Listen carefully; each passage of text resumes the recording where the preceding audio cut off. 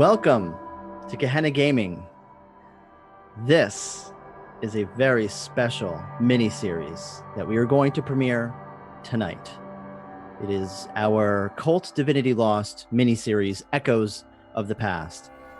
Now, this series, this scenario was written, it's based on a 1990 scenario written by Gunilla Johnson and Michael Peterson, and then translated in English for the latest edition of Kult, the 4th edition, Kult Divinity Lost, by Matthias Fredrickson from Red Moon Roleplaying. I highly suggest you follow this podcast. It's one of my favorites. Echoes of the Past will be our interpretation of this scenario. But let's introduce everybody. My name is Mark, also known as Marcosius on Twitter. I'm the co-founder and VP of marketing for Gehenna Gaming and GM for this game. Kult is my favorite game ever. We also have Persephone, an amazing dungeon master from the fast times at D&D High, a D&D actual play podcast. Hi, Persephone. Hi, everybody. We might have a little bit of a tech issue. Uh-oh. So apparently our audio is doubled according to chat. That's okay. You know, sometimes we have tech issues and we overcome them. I think Rick is just maybe has it open on two screens. Hopefully. Anyway, hi, I'm Persephone. Like Mark said, I am the DM of Fast Times at D&D High. I do a bunch of weird stuff on the internet, and you can find me at Persephoth everywhere. Hi. We also have with us Raquel Skellington. She's a professional LARPer and model.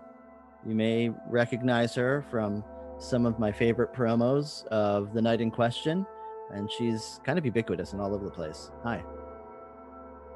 Hi, everybody. So yeah, I'm Raquel Skellington, and I'm happy to be here. I'm sticking my toes back into the tabletop role-playing scene, and I'm happy to be here.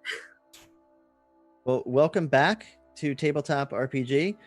And it's a pleasure to have you back because your panel on Carrying Comfort Studios was pretty awesome, and it's awesome to have you in a game. Thank you. Zachary Vaudo. I said that last night, and I don't know if I said your last name correctly. You did. But, first time. Excellent. So you may recognize Zachary from the various Vampire the Masquerade Twitch streams that he's a part of, Vancouver by Night and ATL by Night, two of my favorites, along with our last Kult Saturday night one-shots called The Green Room, a very, very emotional ending. If you have not seen that after this stream, definitely go check that out if you like Kult. Hi, Zach. Hi. Yeah, I'm hoping that this one ends a little bit better for my character than the last one did. I can't make any but yeah, promises. like Mark said, I'm Zachary Vaudo. I'm from ATL by Night, Vancouver adjacent by Night, and various other streams that I'm sure I'll talk about later on. And of course, you're like everybody else here. You're pretty ubiquitous too, so I'm sure people recognize you from other places as well. Here's hoping. And of course, Nick Francia, Gehenna Gaming's Twitch producer and designer extraordinaire. Hi. Hi, everyone. It's great to be back in the Kult seat. Just after doing a whole episode on this yesterday. I was also in the green room. It was so much fun, and I can't wait to plague you again with my characters. Yeah, this is two nights in a row where we're diving into Kult. Last night was the deep dive. If you have not seen that, definitely go check that out. It was an amazing 3-hour conversation where Nick and I unpacked this game and talked about some actually pretty personal stuff I was thinking about today. Yeah. Like, wow, we really worked through some things. I think I probably worked through some trauma during that conversation. And that's what Kult is all about, working through trauma. It's a traumatic game. And it also has some issues that some people might have with it. If you crack open the book at certain pages, it could be, I guess, problematic. One of the things that we are big on at Gehenna Gaming is consent. Consent forms in particular, formalized consent. We took our consent forms and gave them to each one of our players. I filled out what the themes of the game are going to be about, some of the things that are essential, and made sure that everybody was okay with it. And then they gave me all of their red lines, their yellow lines, their green lines, what they're okay with, what they're slightly uncomfortable with, what they're not okay with. So there are some things that we're not going to include. And we've discussed that privately because people's uncomfortabilities really don't need to be shined a light on. But it's important to discover this kind of stuff when you're playing a game like this, or any game. However, we need to determine something. We need to use something to help me, because with cults, I have a tendency to sometimes push things a little too far. So I need a safe word. And I kind of want to do something interesting for this game. Something that I don't personally think has been done before for Cult. May have been done for other games, but not for Cult. I want to have our safe word be kind of like a conch shell or a staff of power, something that empowers somebody who's feeling maybe perhaps uncomfortable with something that's going on in the game. When they invoke the safe word because they are uncomfortable, when the player is uncomfortable, not when the character is uncomfortable, when the player is uncomfortable, they use that safe word. So they take complete control of the scene. They sit in the GM chair momentarily, just for a brief moment, so that they can either rewind the tape or fade to black, or maybe have an NPC take a completely different action. I think that this would help empower everybody. It's going to be used sparingly, I hope. Hopefully not at all. But if I do go a little too far, and let's just say a monster jumps out and gives someone the actual heebie-jeebies that they're not really signed up for, use that safe word, take control of the scene, and let's see where it can go. Because honestly, these types of limitations make the game far more interesting. I don't know what the safe word is, though. We haven't talked about it. So let's talk about it now. What do you guys think? What's a good safe word? Well, do we want something really ridiculous? Or like personal safe word, and it's heretic, but knowing what's going on in this game, that might come up a few times. Yeah. It should probably be something that goes completely against the tone of the game, so that creates a, shift, but it should also be something that we're not just going to say willy-nilly. Yeah, like heretic might come up a few times, but like Care Bear probably won't. So or SpongeBob or something. Yeah. Yes. Or we could do Gummy Bear in honor of my weird necklace. I like Gummy Bear because we won't get hit with a cease and desist by Nickelodeon. Fair. That's fair. And also, if you scream heretic, there might be someone screaming heretic back in this game. So what do you guys think? How do we feel about Gummy Bear? Because that's a funny word when you say Gummy Bear and everyone goes, oh yeah, that's right. Totally great for me. It's just sad because I can't call Zach my Gummy Bear halfway through the stream like I planned to. You'll have to pick a different candy. Yeah. I'm gonna put my sensitive ears on so that when Gummy Bear comes up, I'm gonna empower in my brain. It's gonna be kind of like a I don't know. Let's invoke the dark powers of safety, and implant it in this Gummy Bear. My Gummy Bear is probably green because I'm a little green, and they also are lemon lime and they taste delicious. So that's gonna be the image that I'm gonna hold into my head when you say Gummy Bear, and I'm gonna pass you that Gummy Bear, and you take control of that scene for a moment in time and make this game better. Okay. I'm ready. All right. Good thing. Well, here's the thing. If you guys like tonight's game, if you're enjoying this, if a particular scene comes up that's really interesting, it doesn't have to be a Gummy Bear scene. It could be a regular scene. Maybe someone says something interesting, something funny, something dark or emotionally moving. If there's a scene that plays together that's really interesting, feel free to clip it. When you're watching this on Twitch, you can kind of click the little clip button and take that scene and we can use it to kind of remember how great this game was. If I say a word wrong and I sound dumb, clip that and make fun of me on Twitter. If you like Cult Divinity Lost like I do, like I know some of my other players do, like I hope my other players will fall in love with during this game, please consider buying a copy. CultDivinityLost.com. Go buy a copy. It doesn't matter if you're in the Americas or if you're on the other side of the globe. There are availabilities on Cult Divinity Lost to get your cult fix. There's also a whole bunch of really cool resources that are free. I like a lot of the scenarios that are free. I believe this scenario is free on that site as well, which is I think where I got it. I believe that's where I got it. And one more thing, because this game is so dark, I call this the black metal of TTRPG. I want to give a really a really solid and important and grave word of warning to all of our viewers. Cult Divinity Lost is not a game for the faint of heart. We're going to be dealing with some really adult themes here, some sensitive subjects like drug addiction, suicide, death, murder, fear, body horror, corruption, gore, and especially religious horror. Anybody with a strict religious view or sensitive faculties or a squeamish sensibility may want to stop watching now and go check out any of our other non-cult related streams. You can find us on YouTube. Go check out some of the other videos on Twitch. If you're a little squeamish, you might want to check those out instead of watching this. For all the rest of you, for all those sickos just like myself, I hope you enjoy it. Make sure that you take the children out of the room, put them to bed, crack open a delicious beverage, whatever that might be, whether it be water or anything else. Lower the lights, and let's begin our Cult Divinity Lost actual play, Echoes of the Past. This game is dedicated to the memory of Ryan Northcott.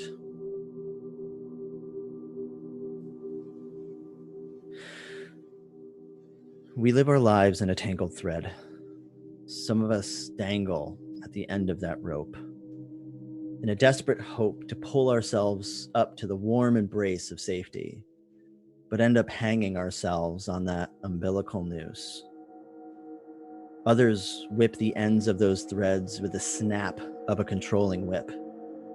Meanwhile, flocks of demons perch on those intertwining threads.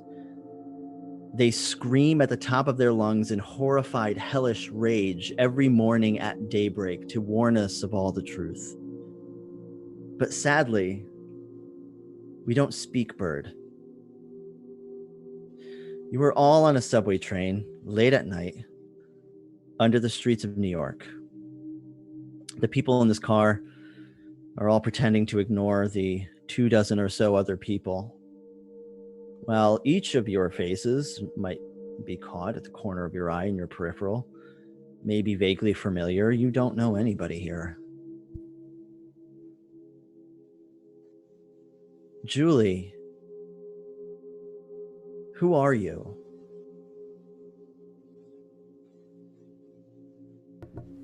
I am a doctor, probably either coming back. Would you say I'm coming back from work or we're going to work at this time? This is late at night. It's very late. So I would say that you're probably coming back, going home. Okay. So Julie is young for a doctor. She doesn't look more like, she might be 30, she might be 40. You can't really tell because she has gray hair, but her skin is still youthful. It's this strange sort of juxtaposition between natural gray hair and total youthful face. She's wearing a leather jacket and a white crop top, and for all intents and purposes is not avoiding anyone's gaze. She's almost like looking around at folks to see like whose eye she can catch, and has this like playful little smile on her face. How are you feeling sitting in this car, squeezed in like 20 or so, 24 people squeezed in this car? It kind of smells funny in this subway. How are you feeling about this? She's used to it. This is a day in, day out type of thing for her, being in and out of subways, going to and from work. The smell doesn't bother her. The people don't bother her either. It's a good reminder for her that, the city is alive and the people are too, considering she sees a lot of death and has seen a lot of death over time. So this is almost, in a sick way, a sort of reminder of her own humanity outside the hospital.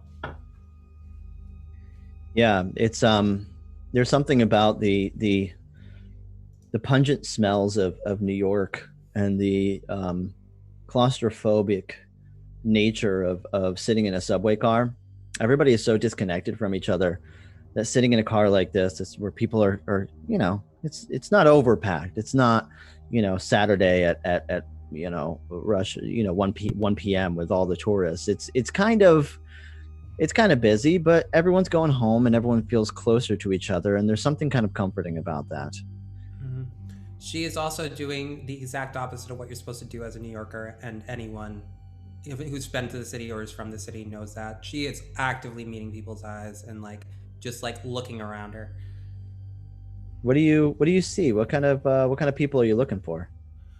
Anyone that looks interesting, anyone that doesn't seem like they've been completely struck down by life, like someone who still has a little bit of light in their eyes. There are probably a few people that are like, who is this bitch staring at me? What are they gonna do? What is she doing? And she doesn't seem bothered by it. It's very probably off-putting, to say the least, to everyone around her. Well, you do kind of catch eyes for a second with a man in a suit who probably would give you a kind of who the fuck are you kind of look. Marcus. Yeah. Who are you? I'm a prosecutor. Who the fuck is this chick? Making eye contact on the subway. No, yeah. City prosecutor. On a bit of a break at the moment. Was trying to enjoy my night. Watch a show. Went kind of late. Taking the train home. Trying to just absorb myself in what work I took, because what good's a vacation, right? And I would like to, except I've got some weirdo trying to stare at me while I'm looking through my papers, but that's late night on the city subway, right? That's New York. The freaks come out at night, as they say. Yep, and prepared for that. You know, what's interesting about the city is that, when the freaks come out, sometimes you find yourself out as well. So maybe you're the freak. I mean, I'm the only one here wearing a suit, so it might as well be. There's another face in the car. Esther. Who are you? Esther is a lieutenant of the army, and she's very stern looking. Like nothing bothers her, nothing phases her, almost as if her own face was a mask. Clearly unbothered by people staring or comments. Her hair is vaguely curly, but yet slicked back, as seen just as strong and as laser focused as she is. It kind of matches that attitude where it's slicked perfectly, even though the curls make it seem like it should be out of place. Nothing is. And she's honestly probably just got home from deployment, and is going to go see her girlfriend, most likely for the first time in months. The idea of traveling and going the world, but finally going home to one that she loves, is beneath her unmoving face the thing bringing her the greatest joy. And you're so close too. You can almost smell home. You can almost smell her scent. There's a kind of smell in somebody's hair that you love so much that after not having that hint in your nostrils for so long, the thought of having that again is exciting and upsetting. It's bitter and sweet. There's one more amidst the crowd. Mateus, who are you? I am but a simple man going home from one of the last parties / meetings that I will probably have for a very long time. Mateus, he sits in a fashionable Italian-made turtleneck. His clothes, while not overly business, accentuate that he has some sort of expensive taste and style. And he is swiping through his phone, which is the latest model, kind of briefly peering at the people who would make eye contact with him, and a hint of rosiness on his cheeks. And if you got just close enough, you might smell a few traces of alcohol. Just a couple of traces. What's the what's the poison in question here? Mateus's poison is the same as always. He drinks very fine filtered vodka. What's funny is that you you almost get a different kind of scent. It's not the vodka. It's not your expensive cologne. It's not. What is that? It's like it almost smells like a wet dog, or the street. Oh no, you know exactly what that smell is. Ladies and gentlemen, there's a man that pushes through the crowd and everybody parts like the Red Sea. Ladies and gentlemen, I'm of need of some assistance.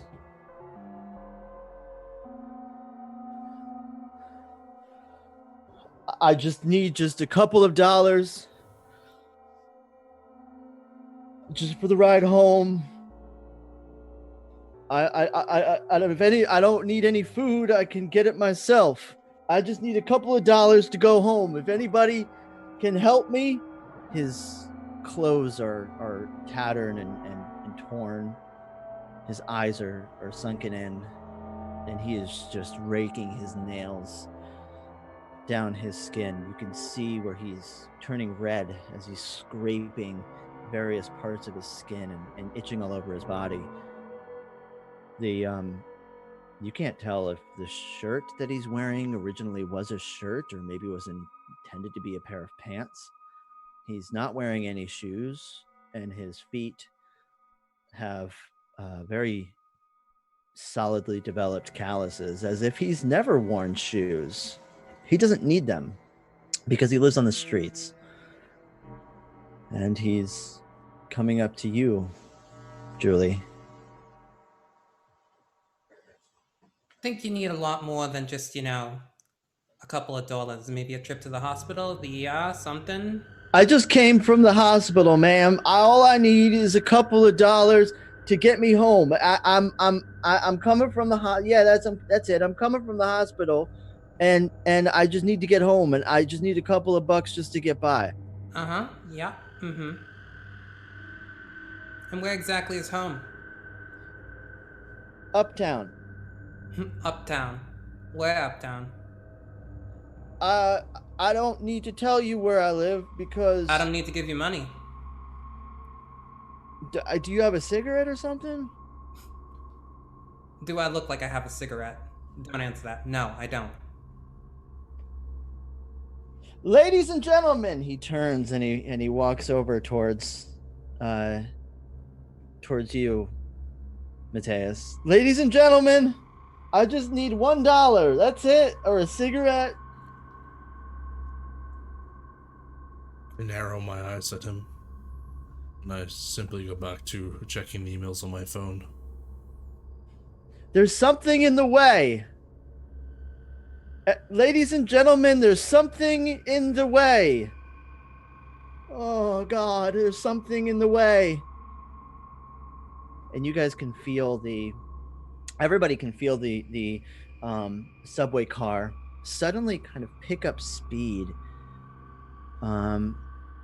You look out the window and you're going past stops. This is not the express train, but it's definitely going past where it needs to go.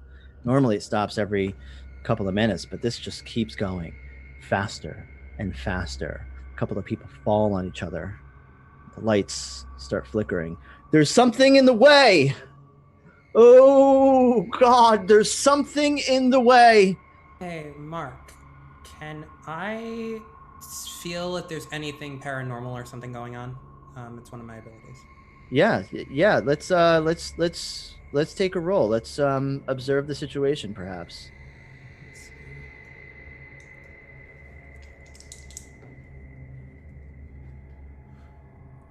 So what you want to do is you want to roll and add your perception score. Mm-hmm.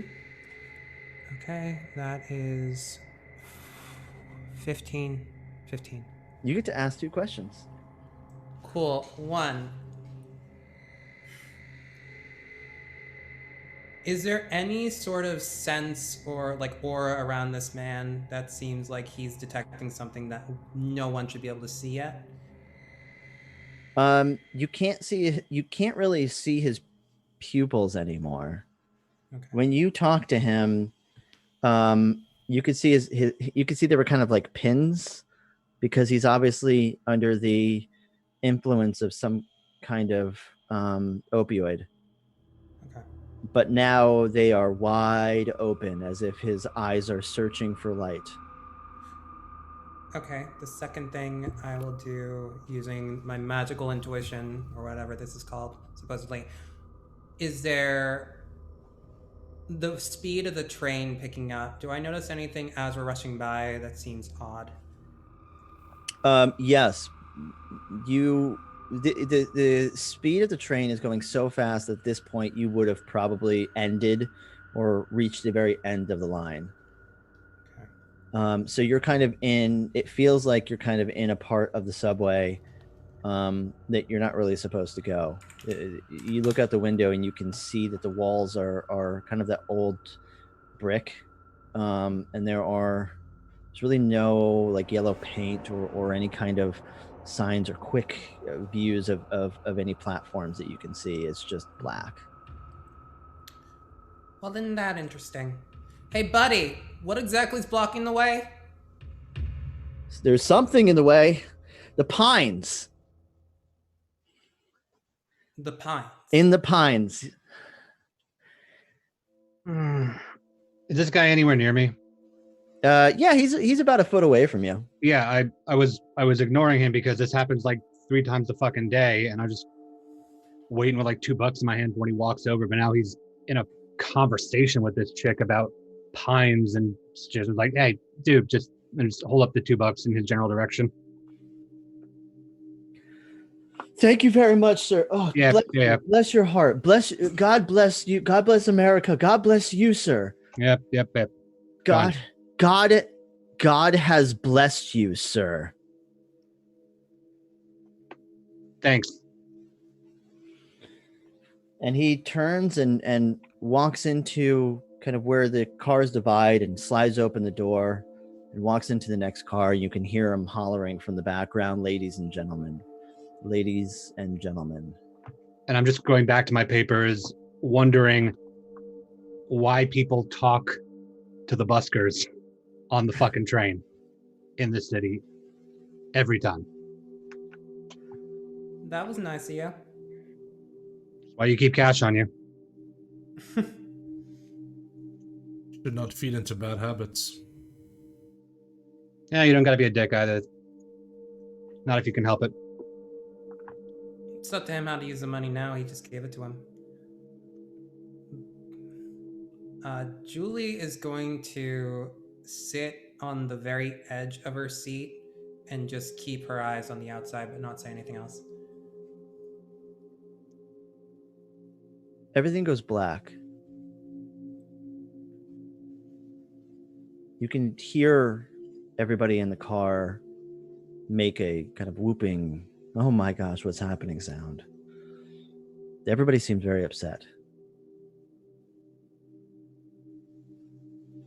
The car, you could hear the brakes screeching and something breaks underneath. You could hear a rattling. Everyone starts screaming and panicking. The car halts to a stop. Everybody, every one of you, get thrown towards the front. Can I make a roll for that? Of course, what are you trying to do? I would think since my body and mind are one, instead of falling, or I like find some way to keep steady and agile while everyone's thrown about. Yes. Let's have you. Let's see. We can have you make a roll here. Because it's roll plus perception for me. Yeah, this plus perception. Let's roll your 2d10s and add perception, and tell me what you get.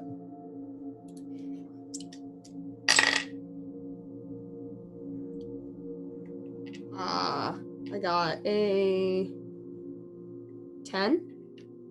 You got a 10. Yep. Okay. So let's see what we're trying to do here. You're trying to, are you trying to like hold yourself steady from falling? Or are you trying to grab onto something to like help yourself from actually smashing into anything? Obviously there are handrails that are all the way lining up the top on either side of the. That's actually what I was thinking, that Esther's just gonna like grab one of those and, you know, flex her buff muscles, I guess, and just hold on tight. So you do, but you smack your foot on one of the other poles. You grab onto both poles, both your feet get flown towards the front of the car, and you kind of smack your foot against the against one of the poles. Nothing breaks, but it doesn't feel very good. The rest of you have smashed into each other. So why don't you do me a favor and roll to endure injury. Let's roll 2d10 and add your fortitude. We're talking smacking heads against heads, faces against poles, feet against stomachs. This is a messy accident. 12. 16. 17. Okay, well, Julie, you're fine. And Mateus, you as well. 12. Your phone has left your hand and has gone into the crowd as you fall, and it's pitch black. You can't see anything. There's a screaming of pain. People are hurt badly, and it sounds like they're being hurt even more. There's a splattering of blood and warm, coppery tasting liquid against your face. You could hear squelching and gurgling. You could hear a panicked no, God no. It's a red emergency light that flashes on for just a moment. The horror show that you see just for a moment, just for a brief moment, reminds you of ground beef. You're pushed on the floor. Something touches you. Each one of you feel a grazing against your back, on your head. And the lights turn on. And everybody is sitting very nicely in their seats. Each one of them meticulously placed in their seats without a head. None of them have heads. There is blood everywhere.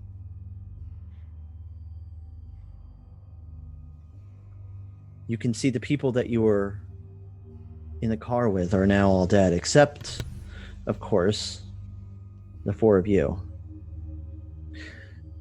Now let's roll to keep it together, but keep in mind, some of you have a stability rating that may be slightly different than the others. Some of you have a little bit more of a ability to keep things together right now. Maybe you're under some pretty difficult life stress. Maybe you've entered in this car already not in the best condition. add coolness. I'm sorry. Add willpower to your roll.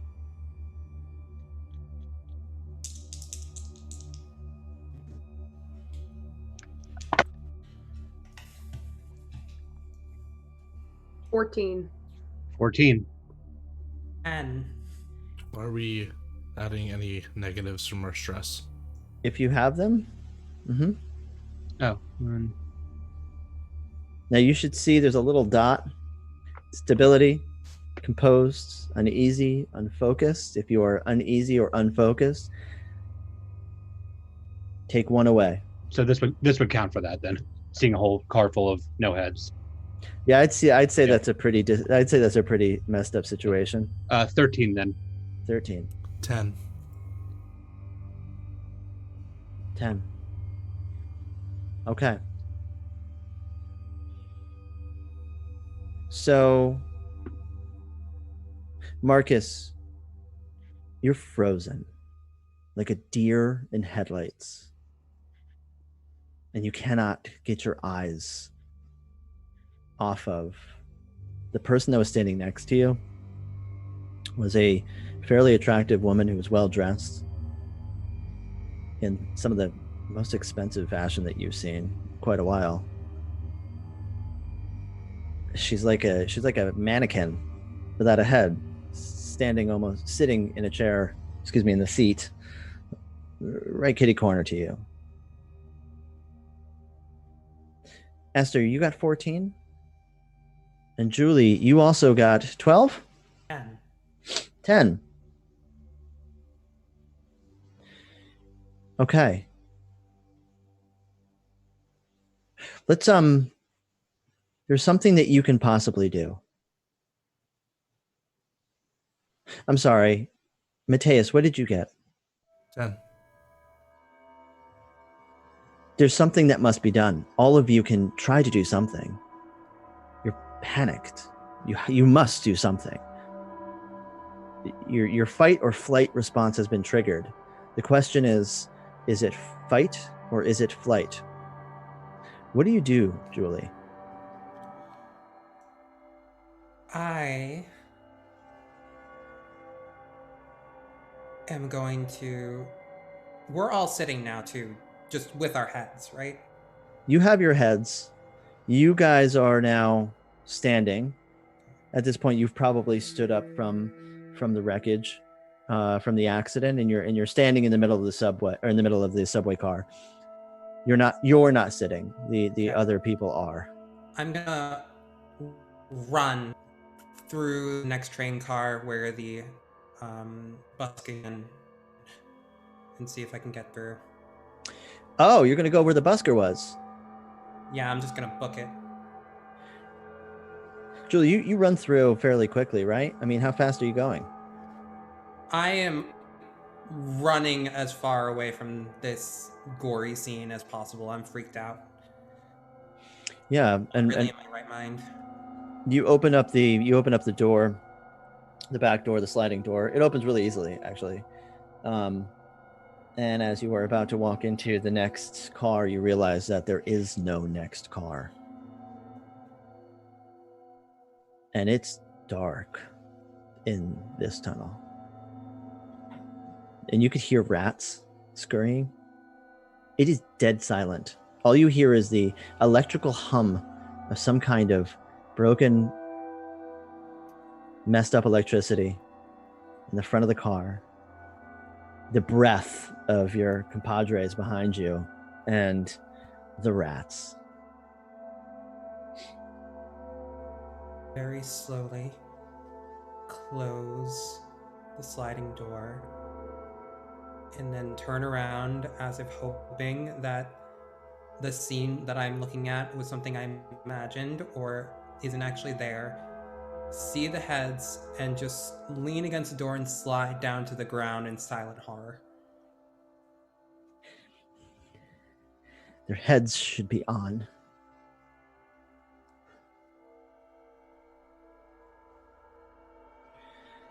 Mateus, something must be done. Yes. Marcus is still on the ground, correct? Yeah, never quite stood up, just looking up at the headless woman that was sitting across from me before I got thrown out of my seat. I want to like get up the will to do something like check for my phone or pull the emergency switch, like to call the conductor, anything, but I'm just locked in at the moment. A shepherd must care for his flock, even if the flock isn't him. I go towards Marcus and grab him, roughly, if I must, and I pull him down to the end of the subway car. Now, you're not doing this calmly, I imagine. No, I'm grabbing whatever I can, not caring for resistance, and, you know, the subways in New York don't have the softest floors. Especially when they're completely covered in blood. Oh, yes. And your shoes, I imagine, are not really meant for this kind of terrain. Italian leather does not work well with bodily fluids. Can you roll and add your coolness to act under pressure? You're diving onto Marcus and grabbing him by his suit and trying to pull him away from the bloodbath. Would my disadvantage roll still count here? I'm going to be nice and say no. Okay. It is a 13.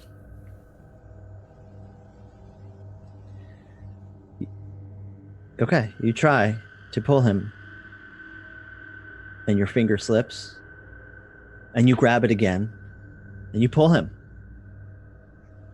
And Marcus, how do you let yourself be pulled? This is snapping me out of my terrified trance, right? I would imagine so, yes. And the thing that's snapping me out, me with my backstory that you know, is somebody lunging at me in this kind of scene, right? Exactly. Yeah, it's like I'm gonna try to stick him with my pain pen. Well, the good news is that the person behind you that is grabbing your jacket slips on a very large puddle of blood and smacks his face up against your back in a really bizarrely warm embrace. And you want to try to engage in combat. Yeah, I'm like pulling the pain pen out of my pocket, just like fumbling around on the bloody floor and just sticking him with it. Can you describe what this thing looks like? I'd like to know what kind of quality knife you carry on yourself. Oh no, pain pen's not a knife. It's a black cylinder about this long, and this end is the taser. Amazing. Let's roll plus violence. Yeah, is it? I'm guessing disadvantage because this is still a panic. You know, you're under panic, but I'm also going to be a nice guy and let you go with it. I want to see where this goes. Okay. 18. 18. Yeah. Well, Mateus, you get stuck hard and zapped.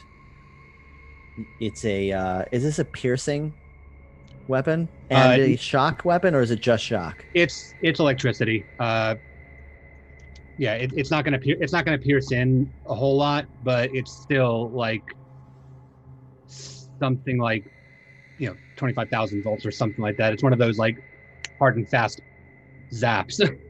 You turn around. Where are you? You turn and you lunge at your taser here, at your pain pen. I love that word. Where do you meet? Where is it that do you get like a side? Do you get his head, his back? Where do you think? You tell me. The closest body part to me, whatever it is. I'm not even focused on that. Somebody just grabbed me in the middle of a bloodbath. So just out. That would be your arm, Mateus. Your shoulder. It's really awkward. It's like kind of at the top of your shoulder, kind of where that little bone is. Can you endure an injury for me? Roll plus fortitude. Let's hope.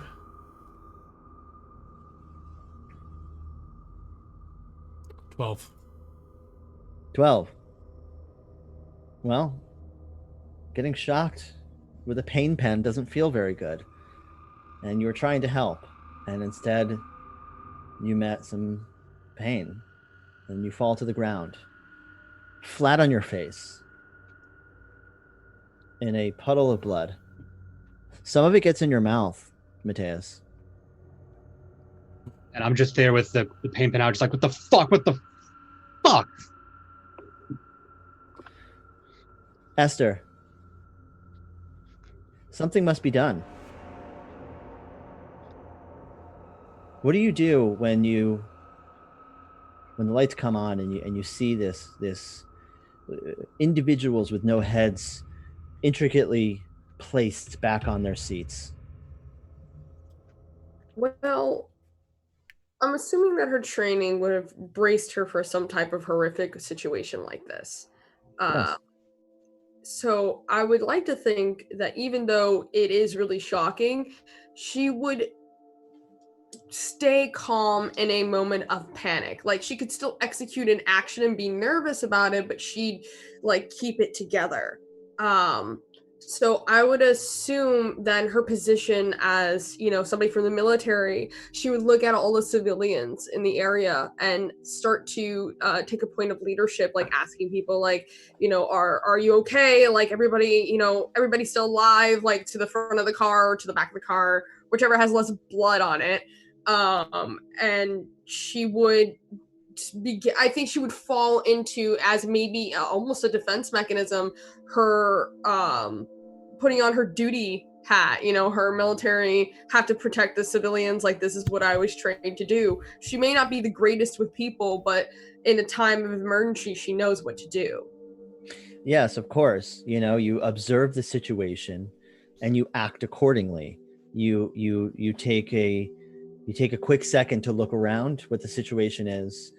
You see a woman on the ground crying, and with a very, very harsh look in her eye.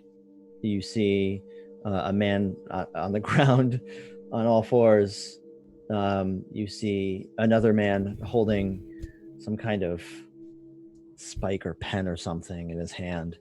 You see all of the bodies with no heads. And at the front of the car, you see a pile. You see a stack. You see a totem of severed heads with purple faces, with the look of fear and anger in their eyes. Their tongues are bloated.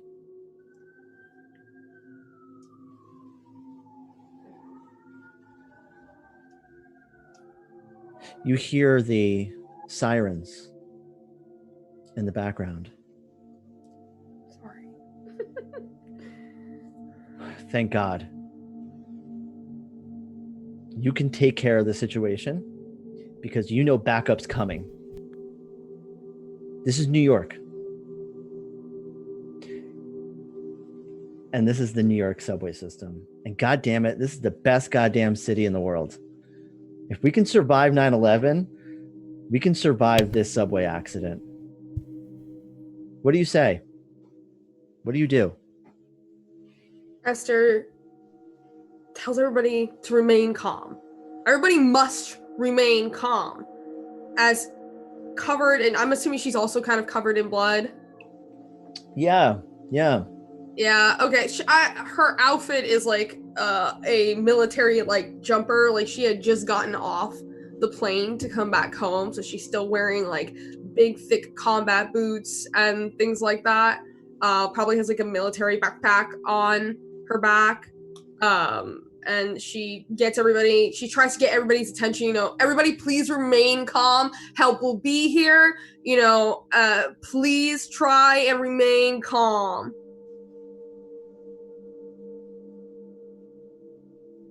How the hell are we supposed to remain calm when there's this... Oh, I just saw the stack of heads. I'm gonna throw up. Put the pen away in my pocket, just like fumble towards the dude that I just tasered and try to help him up. It's like, shit. Is everybody else here physically okay? Is anybody physically injured? Like, Esther's military training is kicking in, so she's turning into the lieutenant that she is. Julie's gonna stumble to her feet and just start saying, okay. Injured. Anyone? Other than a bruised face and a ruined set of clothes, I think I'll be all right. I guess anyone that can talk is injured. You can't just grab people like that, man. Not in this, man. Fuck. I'll remember that next time you are in front of a pile of bodies. Okay. Listen, this is a freak accident. Help will be here shortly. I don't know if you guys can hear the sirens overhead. Help will be coming shortly. We're going to be okay. I guess I start to... Oh, Esther looks around. Is anybody here a medical professional? I am. I'm a surgeon. I'm a surgeon. Okay. And what's your name, ma'am? I'm Julie. Julie Koss. Okay. I'm Lieutenant Roth. And my first name's Esther. Let's take a look at, let's get you looked at. Let's look at everybody here before help arrives. And I'm sure that, we'll be able to figure out what to do next once we all take a moment and calm down. Right. You're right. Okay. Julie. Okay. Sorry. Oh, no, finish. Julie's going to pointedly start looking at the bodies around and check to see if there's anyone that's stuck underneath the subway seats, anyone that doesn't have their head removed besides the people that are gathered in the center, and is going to, despite being a surgeon and despite being around blood all the time, this is quite new, so she's controlling or trying to control the urge to vomit and falling back on medical training. You look under each one of the. You're looking under each one of the seats to see if there's anybody maybe stuck underneath or hiding. Let's have you roll plus perception. Okay. I'm assuming that my instability is going to affect this. Yes. Yeah. Okay. That's I can't do math. 14. 14. You don't see anybody. You see some innards underneath one of the seats. You see a Dunkin' Donuts bag, kind of like crunched up as if someone was eating a sandwich earlier and just shoved it underneath the seat. Mm-hmm. There's a little baggie, a little green baggie with some kind of powder inside, kind of half sticking out of a puddle of blood. I'll pick it up. You're gonna pick that up? I'll pick it up. It's expensive. This is a good move.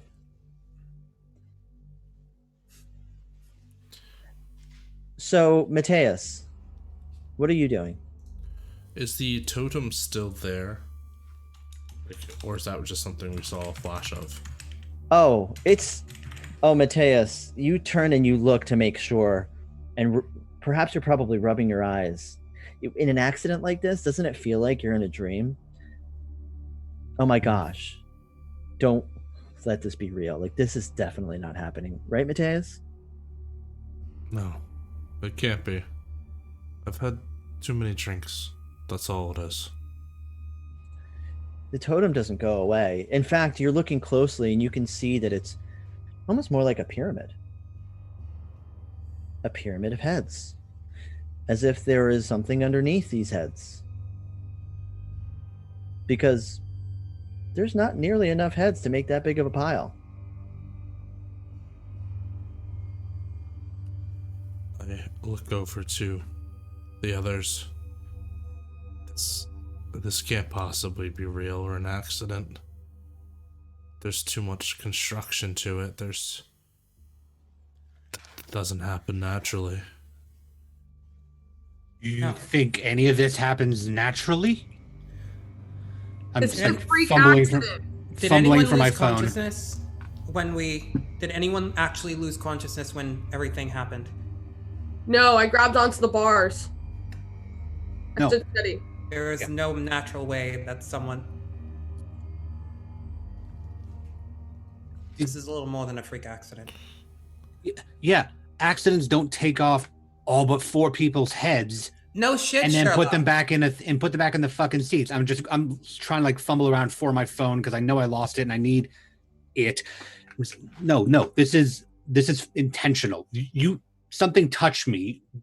I saw something. I don't know what the fuck it was, but I saw meat, and then there was something on my goddamn back, and now this. So I don't know what the hell you think, Lieutenant, but unless this is like fucking Ghost Ship, there's no accident that does this.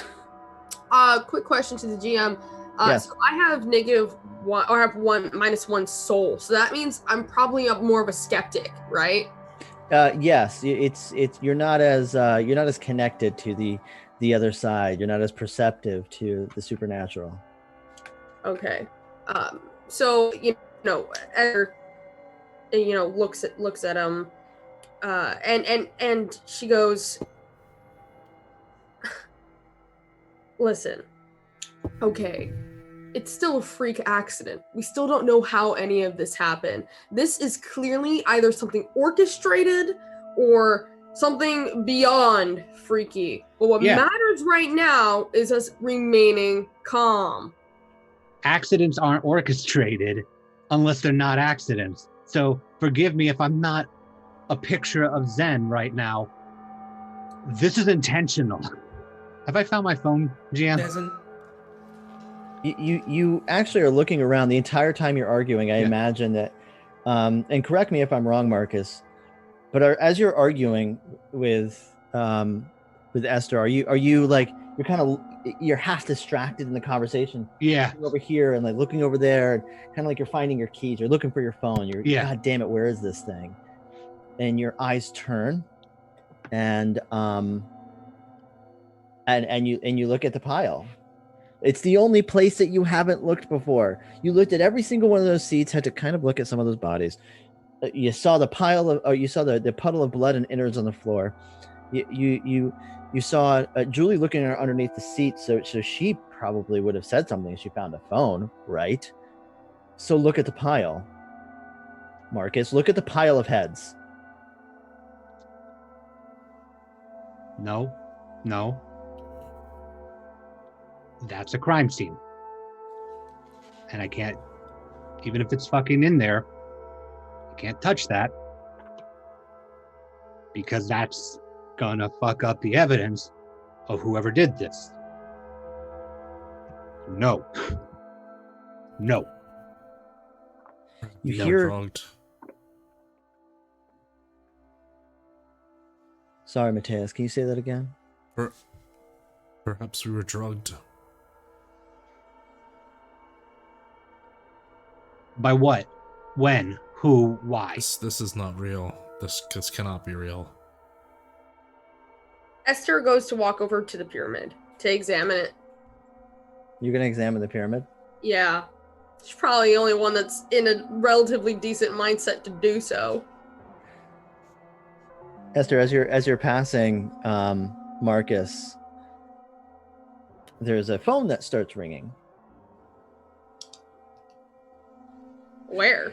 At Marcus's feet.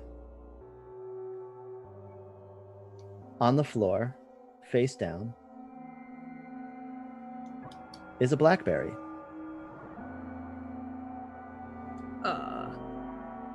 She picks it up. A couple of blood drips fall from the phone. Is this anybody's phone? And as she says that, she's looking at it to see if there's like a caller ID. No, it just says a random number. Is it my phone? Yes, it is your phone. That's your BlackBerry. It's expensive. That's that'd be mine. Yeah. Here, Esther, emotionlessly, I guess, very business, hands you the phone and goes, pick it up. Yeah, no, just immediately pick it up. I'm not even looking at the number. Yeah. You hear kind of a fuzz. Hi. You may have received a letter about your car's warranty. Please press 4 I to hang up. continue. I hang up before the last sentence is even finished. Not even focused. Esther, are you walking towards the heads to take a look at this pyramid? Yeah. You can see that each of the faces are very intricately placed so that the angle of their faces kind of point up towards the center. The top head is just a bloody mess. It's an old man's head. Maybe 60? Sad. But he actually looks peaceful.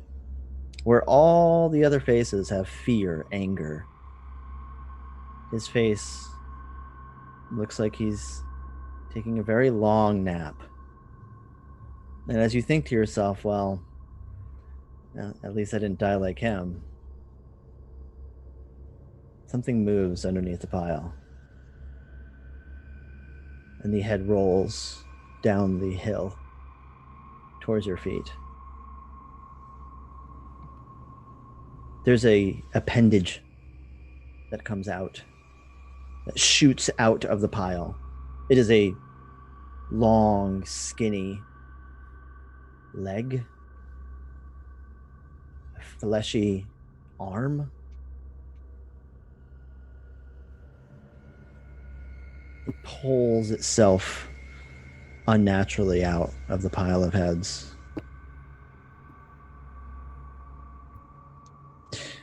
There's another hand that reaches out of the pile and pulls itself from underneath the pyramid as all the heads start toppling. As that's happening, she's backing up and getting a knife from the side of her backpack, like a military, one of those military utility knives. Yeah, absolutely. She's backing up. I hear like the heads falling. I'm like, don't touch the. Oh, fuck. No, I didn't touch him, but something's coming out. Yeah, no shit. We should move. You guys can stay behind me. My gun's out. Do you have a gun? You don't? We're not allowed to take them when we're going on civilian visits. Sucks for you, and I'm just holding it up. This tangle of limbs separates from itself into four strangely put together beings. It looks like a cruel joke, like someone is making fun of the human biology. An animalistic orientation of human limbs that with long backs, long necks, with elongated heads, muscles protruding around their skeletal structures. They're wall-eyed, lidless, bloodshot eyes. There's teeth everywhere. I mean, teeth growing out of small crevices, pustules that have teeth surrounding, hair that's growing out of spots, parts that are a tangled mess. It's almost as if it's one of those kind of strangely put together, kind of surreal paintings of a human face, a human arm, a cubist almost. And there are four of them standing. You hear the sirens kind of getting closer. And they begin to speak in unison. Their gaping mouths are guttering awful sounds in a language that's very hard to understand. But you can actually pick up some words. Schnogdi masters, Schnogdi masters. We await. God, steht God has going to need the annihilation. Gong tik top farewell. Farewell. Begin. And all four jump viciously through the windows, breaking the double-walled glass, shattering it as if it was made of ice, out of the subway car. What do you do?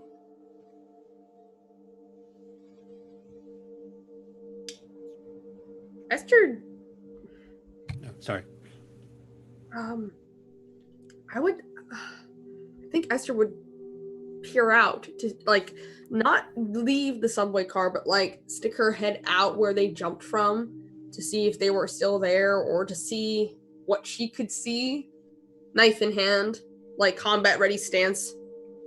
You can see them galloping by the red emergency lights that are flashing outside of the subway car. You can see them galloping. That's the only word that comes to your mind when you see them moving in such an unnatural way down the subway car. Almost majestic in the way that they move. Marcus, what do you do? I am just standing there with the gun like half up because I was expecting something to come out of the pile, but I can guarantee you it wasn't that. And I am just kind of trying to reconcile what I just saw. Weirdly enough, it's not stranger than an entire car full of decapitated people. But I'm not quite sure what I just saw. Julie, what do you do? Julie, seeing this happen and hearing the break of glass and metal as I leap out, there is first a look of surprise, and then this sort of calm comes over her, almost as if the bodies in the heads didn't have a source. She couldn't identify a source of what had happened. Now she sees something that could be the source, and that has become her prime focus. And so a lot of the original panic has calmed because an explanation, potentially, and it's not one that surprises her. So she is going to walk up to Esther and peek around and observe them going away, and then lean back and say, I think that we're not going to see the last of them now. And I'm worried that our rescue crew might be in danger now too. If you catch my meaning. Esther nods in Julie's direction. That's a good point. Hey, business guy with the phone. Why don't you just see if you can get in contact with emergency services? Yeah, and I just gun away, and I'm just gonna. I'll try 911 first before I try any personal contacts. Mateus, what do you do when you see those creatures running out of the subway car? Still, I'm not sure if this is actually what I'm seeing, or if I'm in some drunken stupor or maybe some drug-laced fantasy. But I try to observe them as much as I can before they leap from the windows. And when they do, I look to the others, specifically towards Julie, because she seems to have a little bit of grasp of what's going on and a little bit of believability in the sort of high strangeness of it all. And I go, I think you're right. I don't know if I necessarily agree with you about them going after the rescue crew, but I don't think we should stay here. I think that would not be prudent of us. We should leave. As you're all looking at each other, there's a moment where you all kind of match eyes, standing in a circle. Marcus with the phone in his hand, trying to get it to connect to something, to someone, to get help. 911. God damn it. Come on. Esther, who's really keyed in, looking around at each one of these people as if these are the only ones in the world, and it's your job to make sure that you guys get out of this alive. Mateus, you're hit with a sudden clarity. This feels right. There's something about this that feels important. And Julie, you feel a burning on your head, right in the center of your forehead, where your third eye would be, if you had one.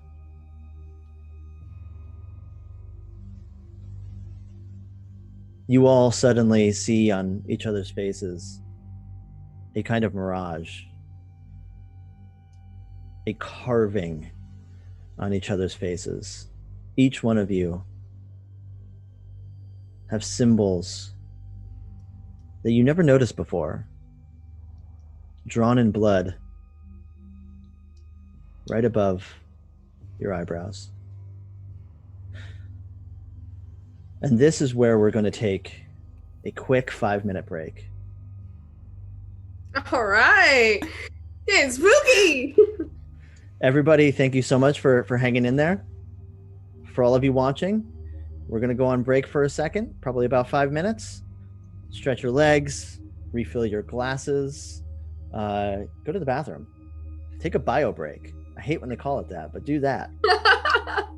And we will be back with more Echoes of the Past, our Cult Divinity Lost miniseries.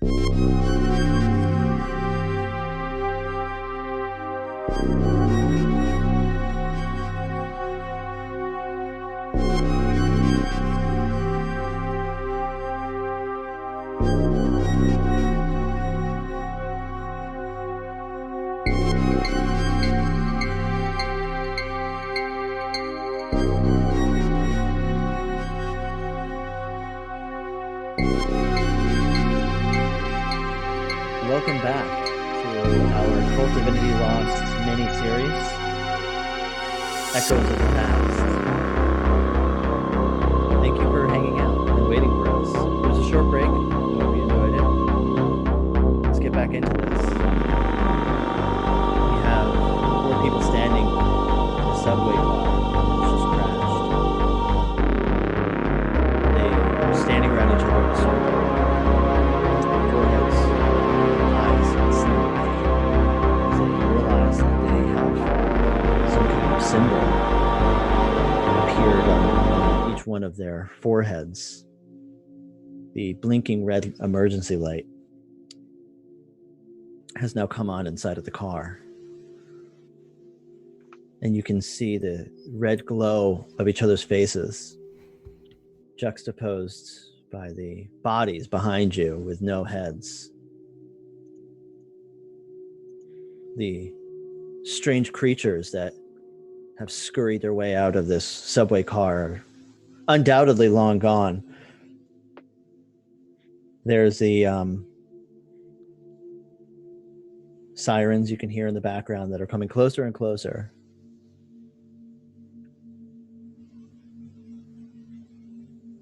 What do you do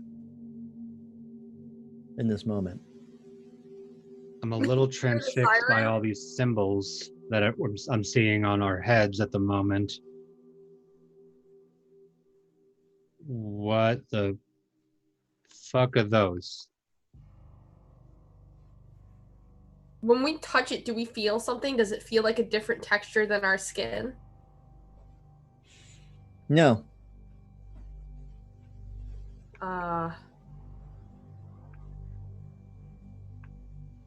Do we all have the same thing?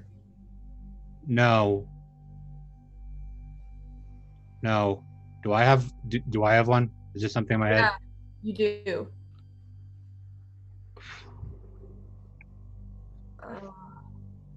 Okay. Right. Okay. I think we all have them. Esther licks her thumb and tries to like see if she can wipe something off. You can't quite get it off. It's no, there's nothing on your finger, in other words. And I'm just like, no, it's still there.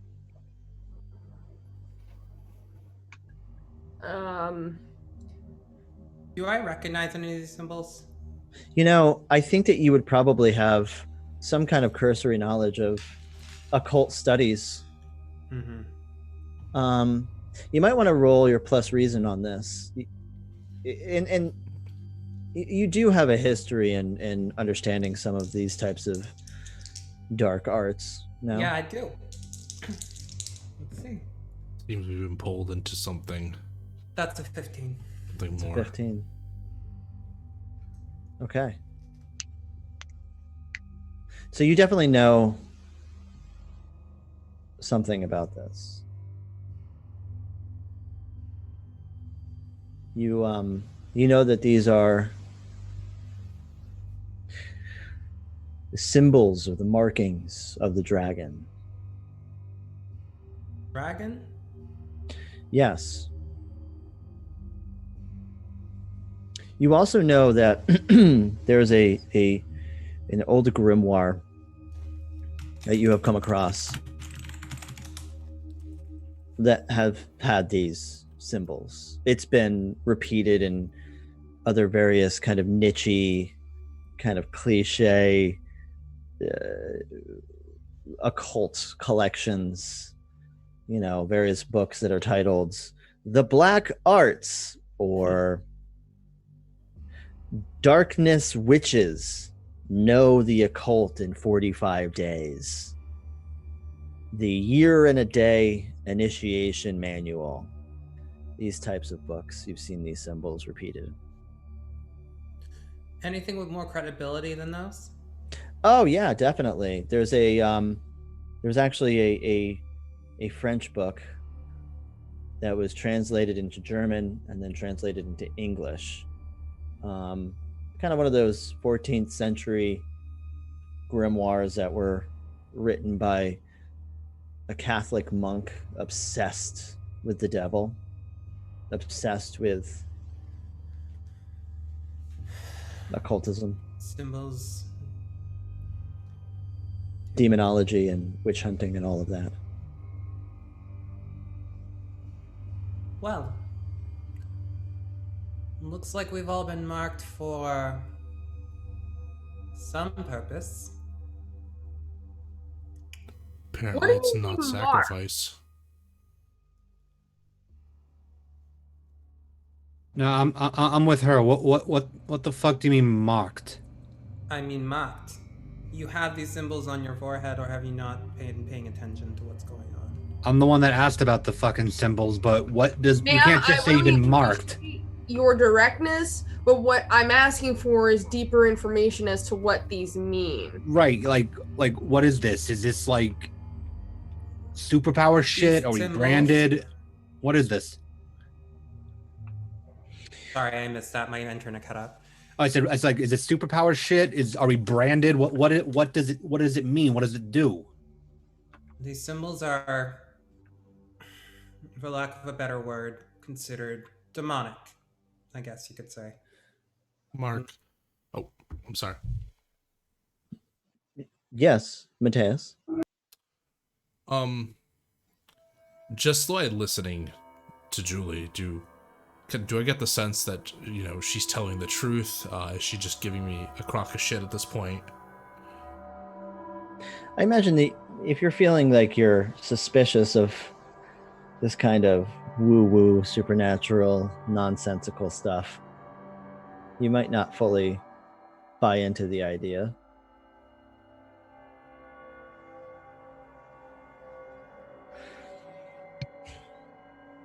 Julie, you do know that you can get a little bit more information on each one of these symbols. You know that they're somehow connected to the fall, the angelic fall, the creation of hell, the battle between Michael and that great serpent called the devil. You know that there are some connections with the moon and perhaps Mars.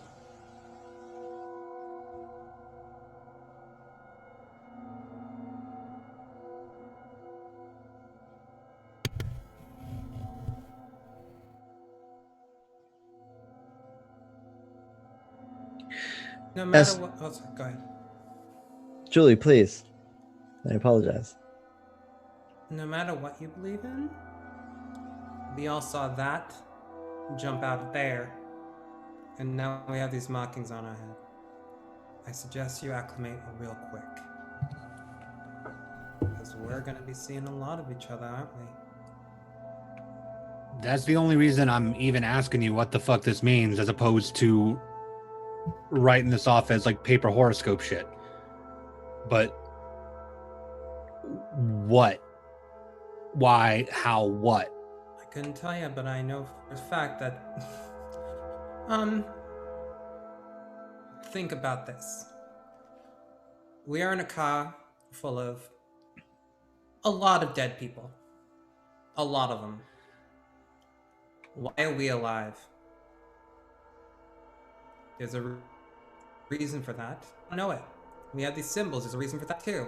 I don't know it. It just means that... Let's say that we're fucked. And we'll see how it goes from there. So you're telling me we're basically damned? I wouldn't say that. There's no real... I can only tell you what the symbols are. I can't tell you, what they mean or how fucked we are, but generally, I assume that we're fucked. I have no intention of dying here. I'd say we're less fucked than everybody else in this car right now, but But you know what? It's a lovely little mystery. Let's figure this out. is my phone connected yet, Mark? You're able to connect to somebody. Okay. 911. Hi, we're Please on press 2 if this is an emergency. 2.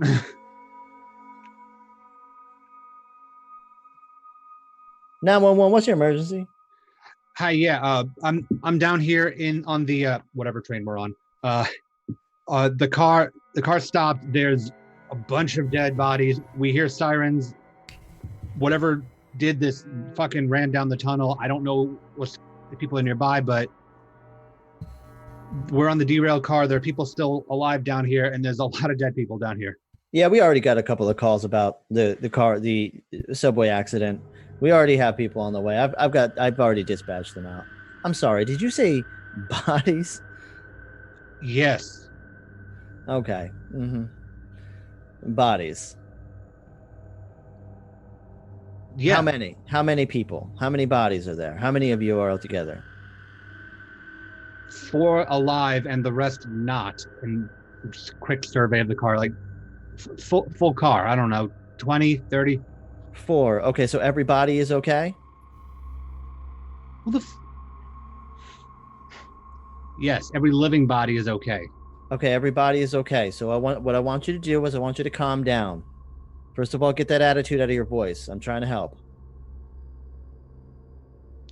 Second thing is I already dispatched. Emergency vehicles are on their way. Did you hear the part where with the things that killed? I've heard the part that everybody is okay. No. So I want you, sir, to calm down. Esther sees, I guess, from her side what's going on with Marcus and like how he's responding on the phone. So she goes over to him and is like, "Hey, let me take care of this," and politely asks for him to hand the phone to her. I'm gonna lock eyes with Esther and I'm gonna say, "This is Marcus Ryan Jackson, city prosecutor. I need you to listen to me." Okay. Mr. Cool. So Mr. at the Jackson, end of this call, at the end of this call, you're gonna tell me your name and your dispatch number. But first, you're gonna listen to the part where I said that the things that killed everybody else in this car are in the tunnel. Let me speak to them. I'm putting this down. I've got it. Thank you. And I'm continuing. I'm sorry, Mr. Jackson. I'm gonna have to put you on hold. Please. She puts you on hold. There's actually music. La, la, la, la, la, What are you doing? That's not how you speak to emergency personnel. Could you please hand me the phone so I can tell them that you're here with a lieutenant and that we can get the army involved? I'm sorry. I think that city prosecutor talks to emergency services for the police at 911 a little faster than jumping to the National Guard. We'll get there. Coming back. I'm a lieutenant. Cool. I'm not in the military. I don't obey rank. I'm just listening to the music. She starts to look for her phone. Because clearly he is not in the correct mental state to be able to handle this situation calmly. So Esther is like, where the hell is it even around? So I think she's going to start like looking for her own phone. Which would have been in like one of those military like thicky cases. Yeah, you're why don't you roll plus perception for me as you're kind of you're frustrated. This guy is not working with you here and you're really just trying to make him safe and he's probably making it worse. So I have 14, 12 plus 2. 14. Okay, so you do find your little thick case. It's got that kind of sand color on it. Yeah, this is Officer Brady. Officer Brady, this is Marcus Ryan Jackson. I'm a city prosecutor for this city of New York. Yes, Mr. Jackson. Hi. Yes, I've been told that you dispatched emergency services to the derailed subway car. I'm on the car with 3 survivors, and I'm trying to tell your dispatcher that the things that killed the remaining people on this car are in the tunnel. I'm sorry. Did you say kill? Yes. We know that there was an accident. We, like she told you, Tina said there was she dispatched them. Yes. Not 10 minutes ago. Yes. During the course of the car derailing or stopping, whatever the fuck happened, multiple people on this car were killed, not by the accident, by something that was on this car, and they left the car. The 4 of us are alive and unharmed. Okay. Everybody else is dead, and the killers are in the tunnel, possibly with your emergency services. Okay. Okay. I'll send some more backup. They should be getting there soon. You should hear them coming closer. Great. Thank you. Hang on one second. I'm going to hold the phone out to Esther and go, do you want to talk to the officer now? I'm so sorry, guys. That matches the scene. What are you talking about? That's ambience. That's what we need. Yeah, this is totally planned. What improv? So Esther, takes the phone from him and gets on, and if I'm honest with you, I don't know all the jargon a lieutenant would probably say. No, but your character would. to alert the authorities that she is somebody of rank. It's like, hello, who am I speaking with? This is Officer Brady. Hi, Officer Brady. I'm Lieutenant Roth. Unfortunately, everything that you have been told is correct. There is quite an amount of bodies here at the scene. I'm gonna need you to restrain Mr. Jackson. Is there a particular reason? He has yes. not been violent towards anybody. I think he's just in distress. No, but you are all going to kill all of us. So if you could just restrain Mr. Jackson. What's going on? I'm sorry. Could you tell me what the plan of action is? Because I'm not really sure how that pertains to your danger. Our danger. All of you are all a danger to all of us. So if you could just restrain Mr. Jackson, that would be great. I have backup coming, and we will take every single one of you down. Jesus Christ. What's going on? Could you clarify, please? Yes, I could clarify. Lieutenant Roth? Yes, this is the Manhattan Police Department, and we are making sure that everybody is safe. We have the Army, the National Guard, and we are not going down without a fight. I don't understand what you mean. And then at this point, Esther puts it on speaker. Yeah. Yeah, so if you could just tell us what the number car is. Could you please tell me what the plan of action is and how we need to be, prepared? What's happening? What are you going to do? Yes, we have emergency vehicles on their way. I want everyone just calm down. It's going to be okay. I don't know if any of you are hurt. Well, we have emergency vehicles coming. They're going to make sure that you're okay and that you're safe. I heard that you're feeling like there's some kind of threat or something. Mr. Jackson, you said something about danger to you, and we were going to endanger you. Could you clarify what you meant by that? Yes, you just experienced a pretty intense accident. We haven't had an accident like this in the subway in quite some time. So I don't know if any of you are under any kind of shock. I just want to make sure that you guys are okay, that we get you out of there, that we get you safe. Are any of you hurt? Has anyone broken any bones? I'm like, before anybody talks, I'm literally just like finger in my mouth just at everybody, because Esther was saying weird shit before went on speaker, and now suddenly everything's okay. So I'm just like, we're not on speakerphone.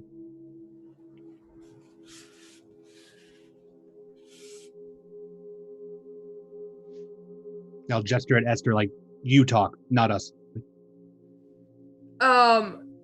Could you? That's not what you told me moments ago. Could you please elaborate on the danger that we pose?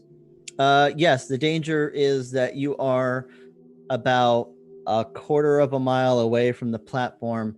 I don't want you walking through the tunnel. We need you to stay put, because you're kind of in a dangerous area. You're in kind of one of the least used areas of the subway, kind of one of the older tunnels, and we're sending a crew down to get you out of there and make sure everybody in the car is safe.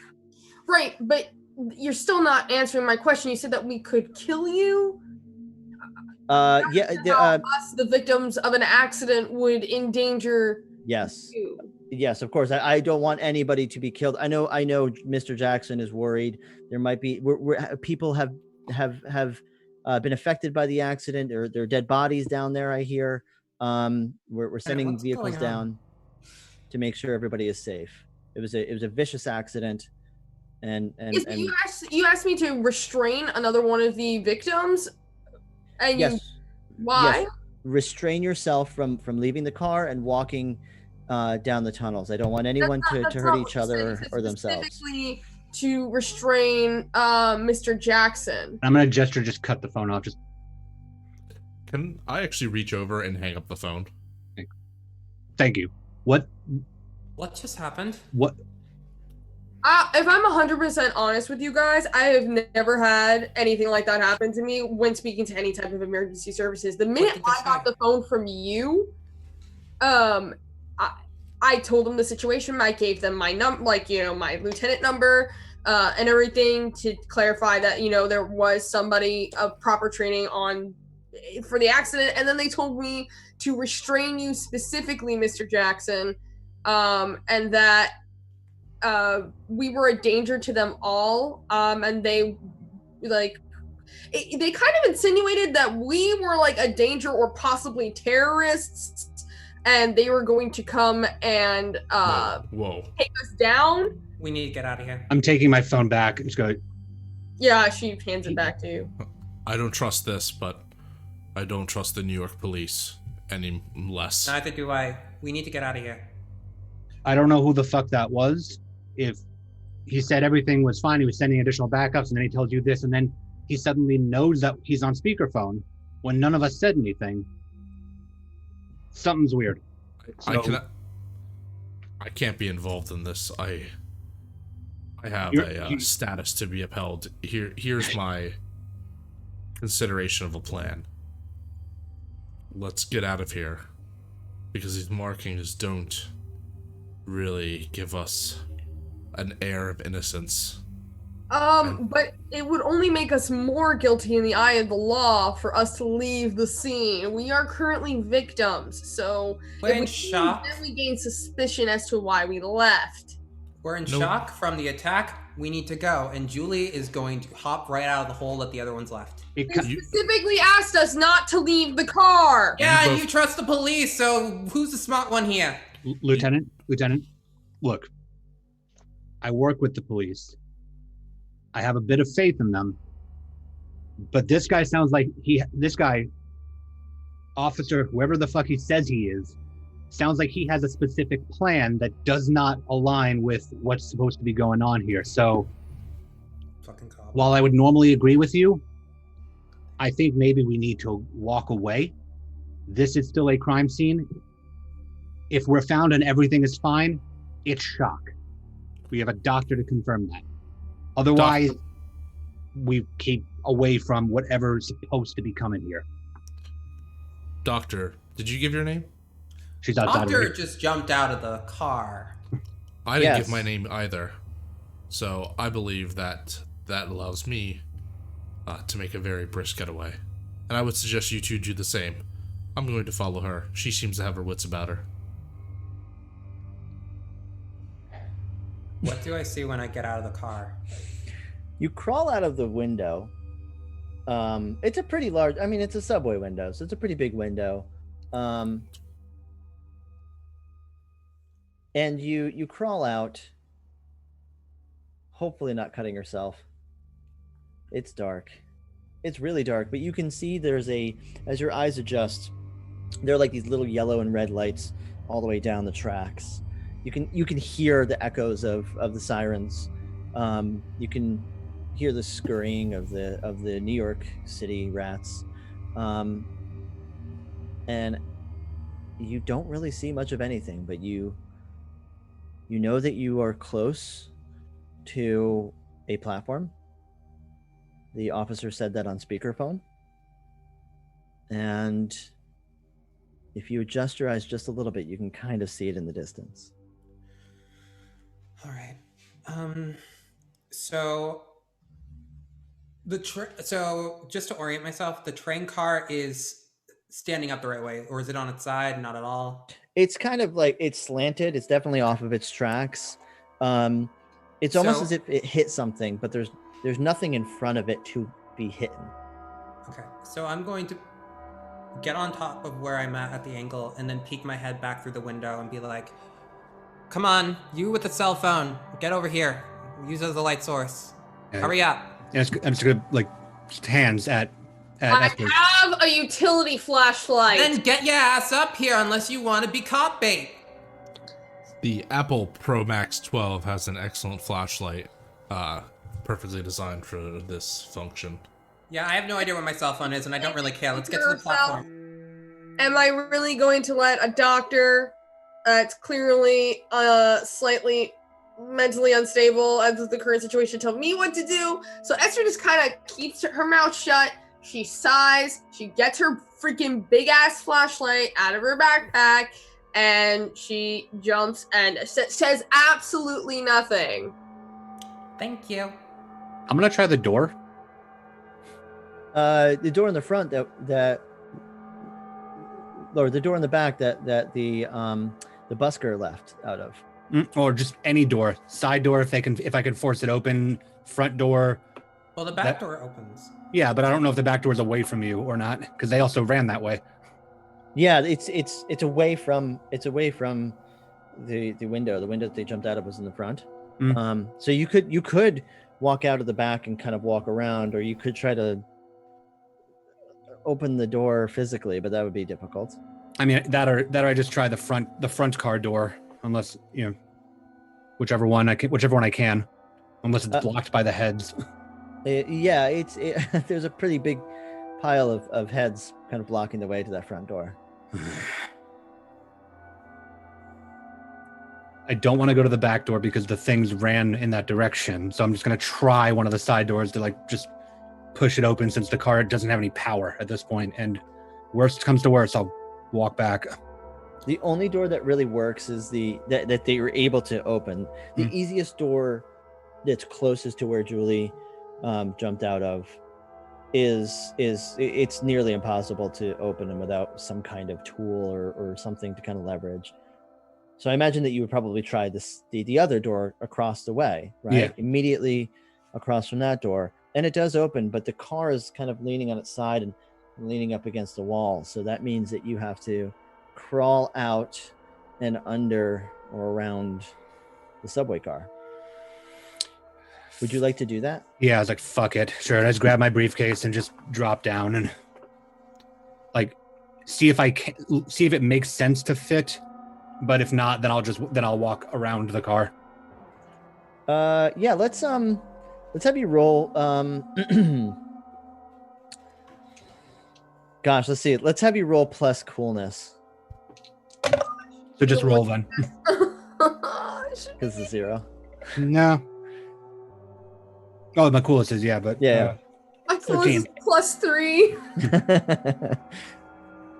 13. 13. Wow. Yeah. You're out of the car.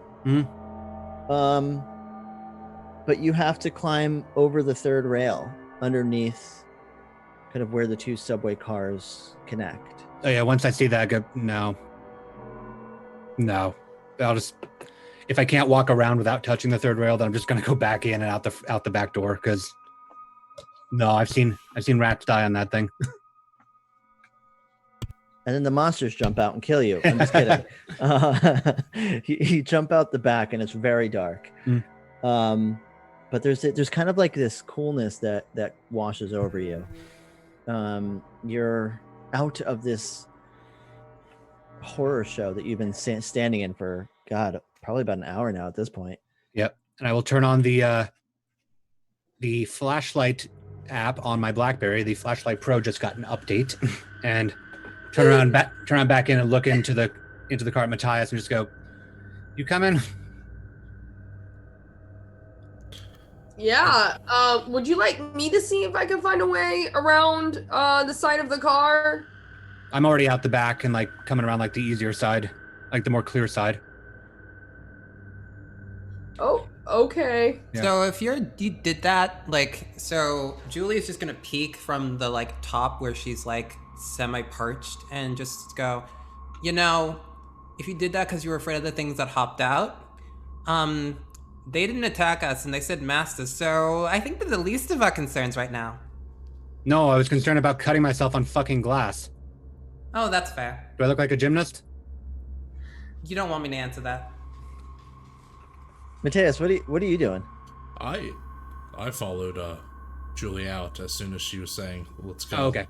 Okay, then it's just me. So then I'm on the ground looking up at them, up on the car. Yeah, Julie's gonna hop down and just start marching for the platform, hugging the side of the tunnel as much as she can and trying not to be visible, mainly. I will look at Esther and just kind of give her a raised eyebrow and go, "I appreciate your tenacity, Lieutenant, but you're more useful walking with us than you are in this cart alone. I'm already outside the car, buddy. So come along. I will personally pay for everyone's repairs of any lost equipment or damaged clothing if everyone promises. Money is the not to least speak of our a word. concern, buddy. Let's just go. Yeah, I Money's think we're all Lee my calls fine. back. concerns. Just like, I'm gonna let these idiots try and think that they're gonna tell me what to do, and it's fine. When they get scared, I'll take care of it. So you're all bickering your way through the subway tunnel. Oh, if we're bickering all the way through, I'm gonna tell people to shut up real quick. Oh, Esther's not saying a thing. Yeah. You can also hear in the background the emergency team that's coming up fairly quickly, and it takes you probably about, I would say, 15 minutes in total to get to the retired platform. Cut the lights. To the Please. platform? No, your flashlights. Oh. Yeah, The platform probably isn't lit anymore. Just until they pass. Oh, they're way behind you. Okay, Like yeah, they were right. coming up to the rear of the subway car. Oh, okay, cool. Yeah, Yeah, so they're not never ahead mind of you. then. I'm sorry, I Scratch should have that. clarified. Never mind. Never Yeah, mind. they're- I didn't say that. They're but it is dark. yeah. So lights still on. So lights on. And you walk up the stairs. You find a door that goes up to the retired ticketing area. Old coin machines. What part of town are we in? Is there like a name on the platform where we are? Yeah, you're somewhere in Midtown. All right. Well, let me go first and make sure this area is clear. Sure. Yeah. Has flashlight and knife, Hey, suit, jacket, tie, guy. Why don't you give the lieutenant the gun? Do you want a gun? I know how to shoot one effectively, so that probably would be for our best interests. Didn't ask if you knew how to shoot it. Asked if you wanted it, and I'm gonna hold out my hand for the knife and hold the gun forward. I am not giving you my knife. I think that's a fair trade. I'm not giving you all my shit. All I got is a little stick taser. She pulls another knife out and gives him a smaller pocket knife, not her good big knife. And she gives that to him and takes the gun fast from his hand. That's not a knife. This is a knife. All right, lead the way, soldier girl. So, gun drawn, flashlight up, and I guess, should I do something for perception? Yeah, if you want to check out the area. Yeah. As you're walking up, there's lots of cobwebs, there's lots of shit all over the floor. Not really shit, but just random things. I'm sure there's a little bit of shit on the right. There might be some shit on the floor. No, this is a decommissioned platform, so there's no shit. If it's well, there are the mole people that live in the subways of New York City somewhere. What game are we playing? It's a New York decommissioned platform. There's most certainly shit. They save that for the working platforms. What I did you got a get? 10, by the way. You got a 10. It's dark and it's spooky. There's nothing really all that interesting. It's a decommissioned platform. You might see some old posters of some old outdated advertisements, maybe some problematic, sexist, slightly offensive terminology, and it's just an old platform. There's nothing really all that interesting. You go up the stairs, you pass a payphone that starts ringing.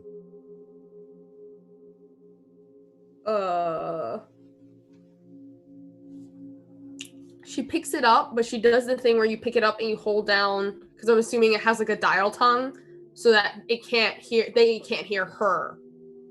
Wait, you're picking it up and you're putting your finger on the receiver thing? It's the thing where you put your finger on the receiver to hold it down as you pick the phone up. Yeah. That means Oh, they so can't hear you, but you can hear them. Yeah. Okay, yeah. So so you're picking it up, and you hear crying.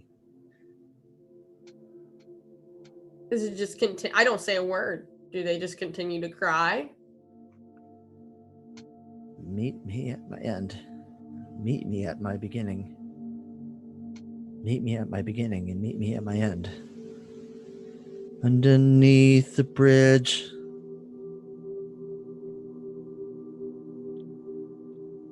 The crying continues. And you hear Picks up the phone and looks at everybody and goes, well, I just heard a cry. Was the voice, could I tell if the voice was distinctly femme or masculine? definitely masculine, very familiar. Okay. I just heard a guy crying on the phone saying, meet me at my end, meet me at my beginning, under a bridge. And then I hung up. And the phone starts ringing again. I was about to ask GM, did we hear the phone ring in the first place? Everybody heard the phone ring. Okay. I would like to answer pick it up. this time. Oh, I think they weren't done. I go ahead and pick it up, but I hold the dial tab thing again. Yeah. Sorry. Can we do the thing where we all huddle around it? Yeah, I like that. Listen to it? You're all like it's some kind of harmless sleepover. You're kind of listening in on what the boy on the other line has to say. Yeah, and I'm holding it down.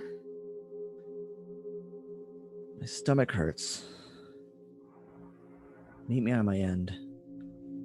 Meet me at my beginning. It's almost time. Is anybody hearing this? Do any of us Underneath recognize the this voice? bridge.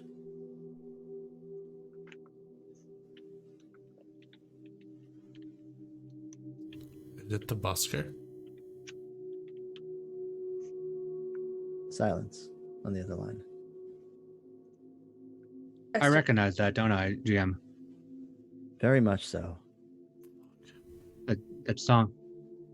Yes. You recognize the voice that goes with the song too? You recognize the voice that goes with the song. Is it the guy that sang the song? It is definitely the guy that sang the song. That doesn't make any fucking sense. That doesn't make any sense. It's Kurt Cobain. Oh, I definitely recognize that sound. You also recognize that sound. Oh. You will all recognize that sound. Yeah, Don't you? that's Kurt Cobain, but like he's not like singing the song, he's just singing parts of it. But he shouldn't be singing. Shouldn't be doing anything. Right. Dead. It's been a bit. Wait, you knew him? Yeah, back in like 87, 88. Did I lived in Seattle. So did I. Okay, so a dead man is singing to us on a payphone in an abandoned station. And calling you to do it, apparently. Anything in your star Where chart the about fuck that, are Doctor? we? Esther's face is literally like that meme with all the mathematic stuff around her. There are occasions where conversations with the dead can happen. Can I roll for my magical intuition again? Yes. In fact, I would like all of you to roll your soul. Okay. Oh, Jesus. Roll my soul. Roll your soul. Don't got a lot of soul. What do I get for this? Apparently, I did not listen to James Brown a lot as a youngin. So if I'm using specifically my magical intuition is one of the advantages I have. Yes. Or I could use occult studies, but I rolled a 9 because of the negatives. that's a 10. Apparently I get 2 options from that. Yes, you get 2 options from that. Only you, by the way. Yeah. Because you're using your magical intuition. 20, if not for my -1. Got a 19. Yeah, 19. Damn. Bad. Nick, what about you? I'm sorry, Mateus. After all the modifiers, I have 10. You have 10. Okay. So I can learn. There's a few options, Yep. or it's open up to you. I want to give you some agency here. I want you to pick. So the train, the bodies, the singing from the dead, being on a train platform is ringing a lot of bells for me. Mm-hmm. Is this some sort of like borderline liminal space? Absolutely. It is definitely a place where a type of ritual would take place in such a liminal space. It's sacred and separate. And I feel what kind of places direct might be a moot question because I'm pretty sure I and Julie would already know. What is this connected to? I'm sorry, what kind of what? Oh, sorry. What kind of space is this in between? Where are we on the border of between spaces? You were on you are on the border of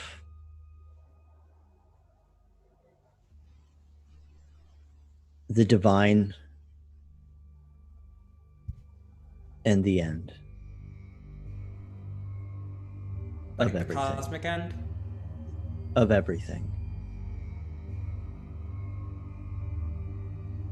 I'm sorry, I missed the last part. You are on the border of the divine and the end of everything, between the Most High and a completion.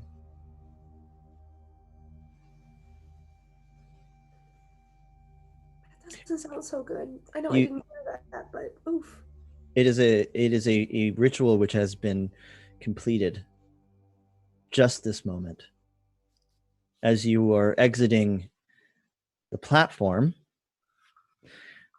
and as the last bit fits together like a puzzle piece, it's almost like a bell has rung, completing a mega ritual and opening something. Hey, y'all? Yeah. I don't think we're in Kansas anymore. What does that mean? The bodies on the train, a sacrifice. We are chosen, we are marked. This place is not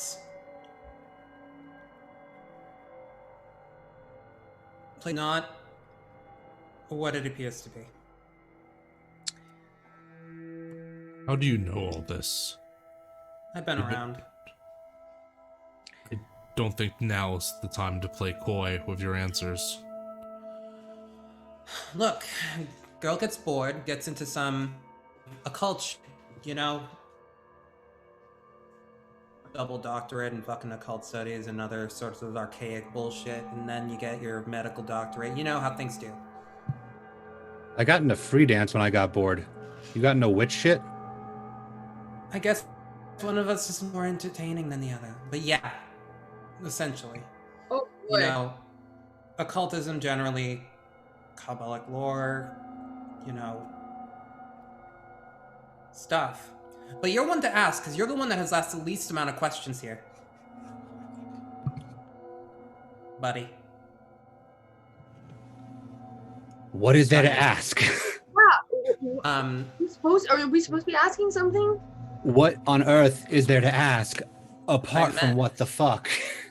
I meant you two are skeptics. Esther and Marcus. Akius isn't. You have some idea what's going on, don't you? Look. A creepy pyramid, dead bodies. It's very clear to me that there is something going on that isn't a normal accident. So yes, I'm definitely more inclined to believe Did you what know you're Kirk saying. too? Did you know Kirk too? I mean, I listened to him like everyone else did, but I don't have any personal connections with him. Marcus and If Mateus, you don't sense anything outside of how bizarre this whole situation is and your own interpretations of everything that has presented itself. Julie, you're making connections that seemingly nobody here can understand. But it's clear, right? Why were we all chosen then, if we're marked? What do the four of us have significance with? Esther, when Mateus asks that question, you're overtaken by a memory. Something very vivid. Like when you remember the sweet smell of a loved one that you haven't seen in quite a while, or that taste of a delicious fruit that you haven't been able to eat. You remember it as if it happened yesterday. You're sitting in a worn down, run down apartment. The wallpaper is peeling off and the carpet is really stained. Around you are cans of beer and needles, rolled up dollar bills, ashtrays like full and loaded with cigarettes. There's books and paper everywhere. You have the kind of rotten taste of stale booze in your mouth. You haven't slept in a while. You slept, but not really. You feel kind of strung out. Right next to you is a pale, blonde-haired man with icy blue eyes, dressed in brown leather pants and a dirty white shirt. He's wearing a moth-eaten cardigan. His hair is really greasy. It's Kurt. And he mumbles something to you about how pointless everything is. But you're still just a little too drunk to really hear him or honestly even care.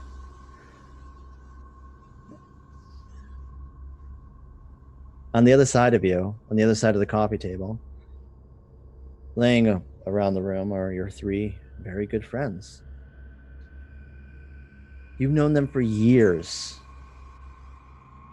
I can't really remember their names.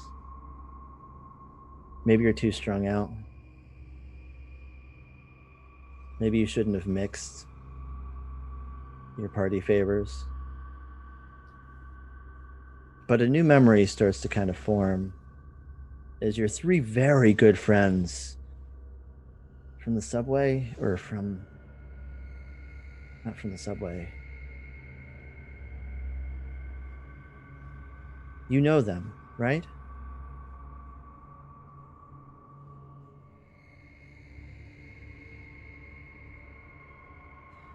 You're standing in a park.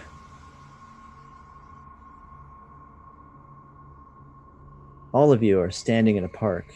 You all remember your good friends from the time before. All the drugs. You're standing in Veretta Park in Seattle, Washington.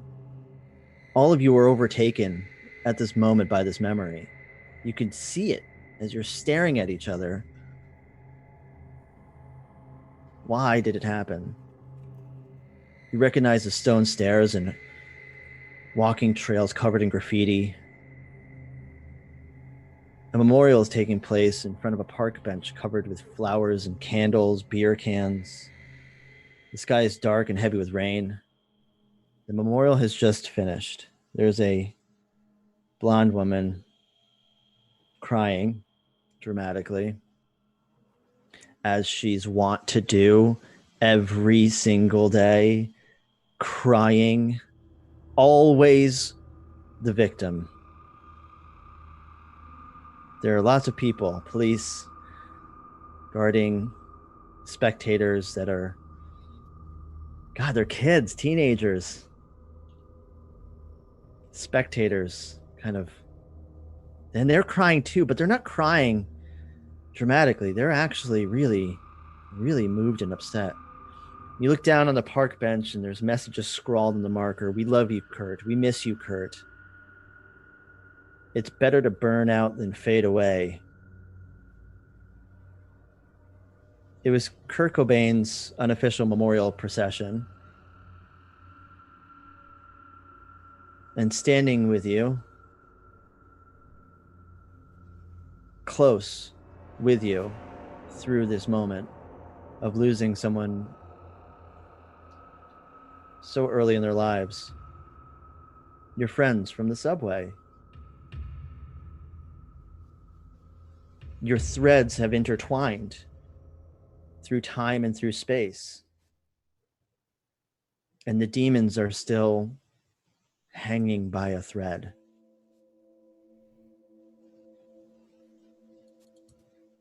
Esther, how do you feel? Confused? Taken aback slightly, like just very out of her element. Still trying to stay calm, but just confused. Mateus, how do you feel? I feel like something has just been washed away from my eyes. And suddenly I'm seeing things I didn't even realize that I could see, or memories that I didn't realize I had. Julie, what do you feel?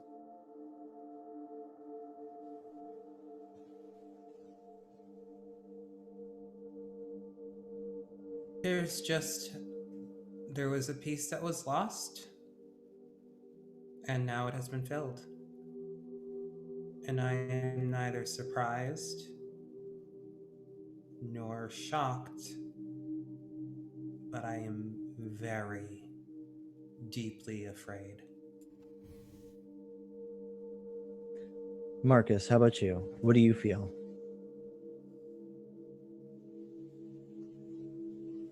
I feel like every memory that's been missing just got accounted for in one go. Every empty space back there just got filled in. I don't know how I feel about it. Mark, Yes. do I start remembering things from my childhood and stuff like that too? Things become amplified. Very much so. Memories from your childhood, memories from before. Times that were just as hard as this one. Did everyone here have a certain point where they couldn't remember anything before? Everything was fuzzy.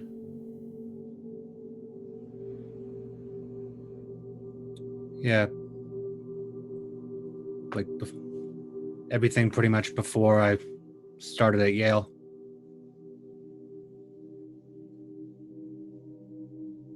Even Yale's kind of fuzzy. Just kind of picks up in Seattle. I went to Seattle. Studied at Sorbonne. You. Seattle. The beginning. The end of this episode of Echoes of the Past. Our Cult's Divinity Lost miniseries. I want to thank all of our viewers, everybody who's watching right now live, and everybody who is watching on video on demand. And more importantly, I want to thank all of my players. This is a tough game. This is not an easy experience that your characters are going to go through. And it's going to get harder. But before it does, I want each and every one of you to tell everyone where can they find you online, what's coming up for you in the short run, what do you have coming up soon that you want to plug, what are you excited about,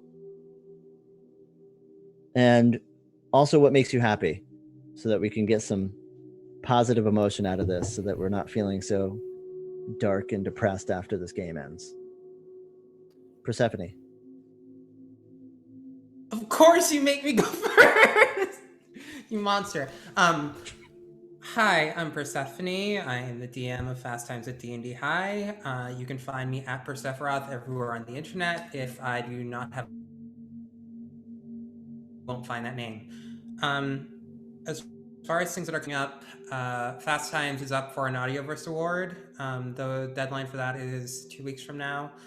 We also have a holiday special coming towards the date's not finalized yet, but towards the 22nd of the month or so.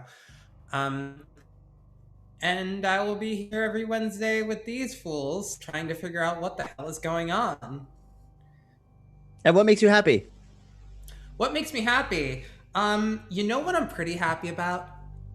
Not being demon bound and in a liminal space in a platform in New York, not knowing what the hell is going on. Okay, I'll pick a real thing. I like that though. You're not. Makes me really happy that everyone just committed to the symbol thing. It was mentioned during the break. It wasn't planned, and we just all did it. It was just hardcore commitment.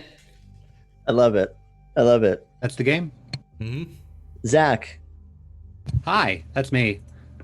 You can find me on Twitter. It's that name down there with the @ sign on it. I am a perpetual actual player now. This Friday, I'll be picking up the next episode of Vancouver Adjacent by Night on Level Up _TTV on Twitch. We're on Level Up Dyson's channel. Saturday, I will be back here for a Cyberpunk Red one-shot. So I will see you all then. And I'm sure you'll see all the promotional stuff for that. Sunday, I will be over in the audience at Carrion Comfort Studios watching Iron City by Night, because that's my Sunday. Tuesday, I'm over on ATL by Night. We're doing game night throughout December until we come back for season 4 in January. And then Wednesday, we do this all over again. What makes you happy? What makes me happy?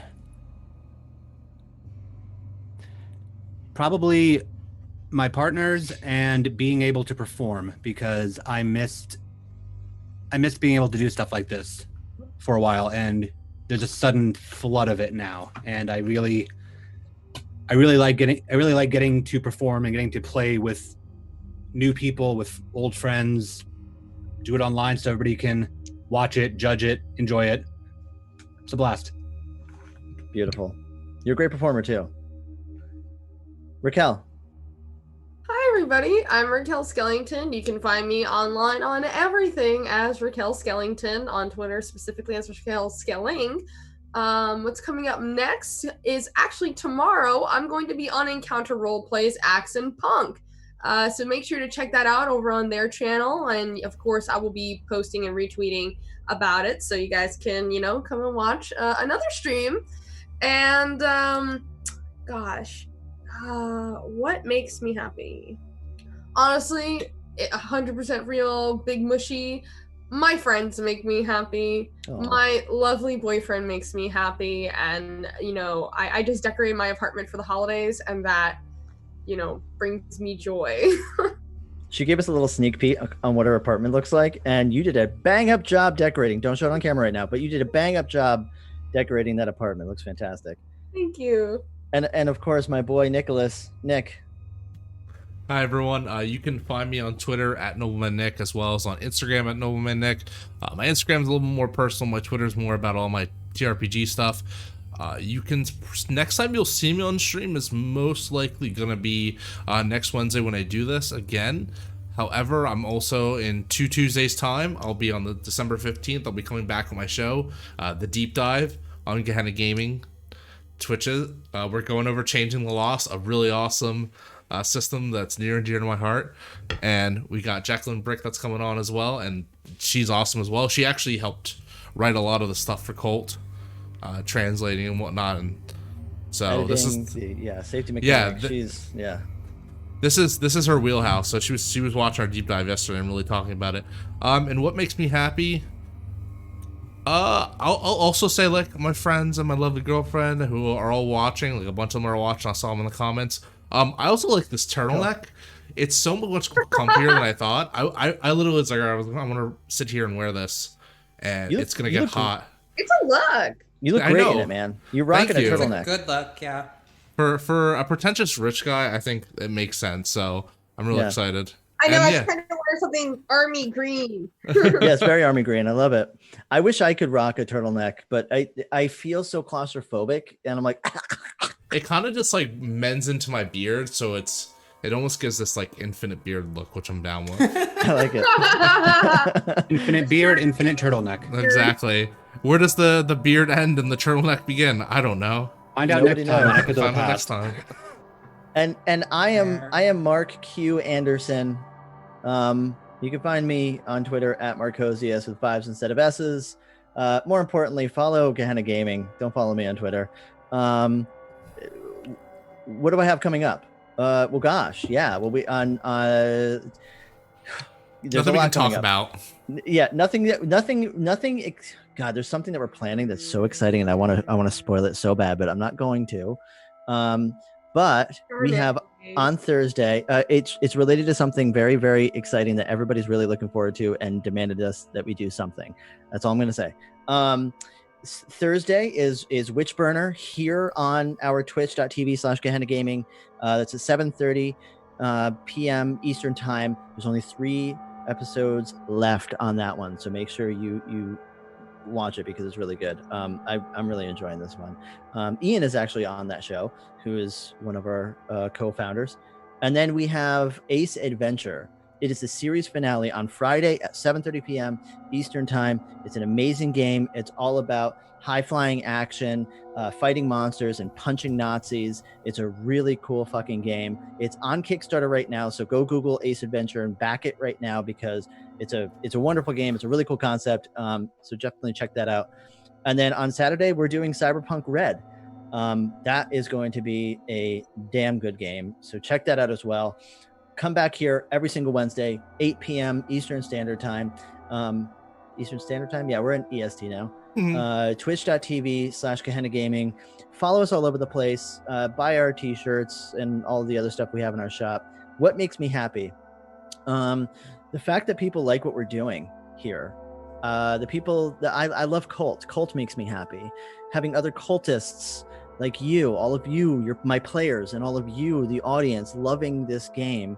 I have a passion for this game that I thought that wouldn't really catch on, that other people would be like, I don't know, not really that into it. People really like this game, and you guys are seeming to like my Kult games, and as long as you guys keep watching and keep digging it, I'm going to keep playing this game and keep running it. So that's what makes me happy. Thank you again. We will see you next time, Wednesday, 8 p.m., Echoes of the Past. Go do something that makes you feel good, because this was a heavy game. Good night, everyone. Good night. Bye, guys. Bye. Bye.